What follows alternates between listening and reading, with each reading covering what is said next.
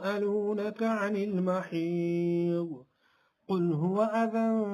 فاعتزلوا النساء في المحيض ولا تقربوهن حتى يطهرن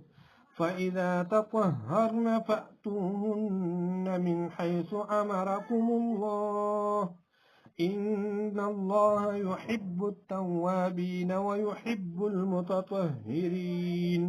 نساؤكم حرث لكم فأتوا حرثكم أنى شئتم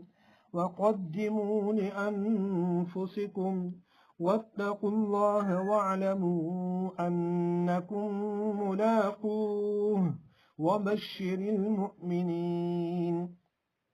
ولا تجعلوا الله عرضة لأيمانكم أن تبروا وتتقوا وتصلحوا بين الناس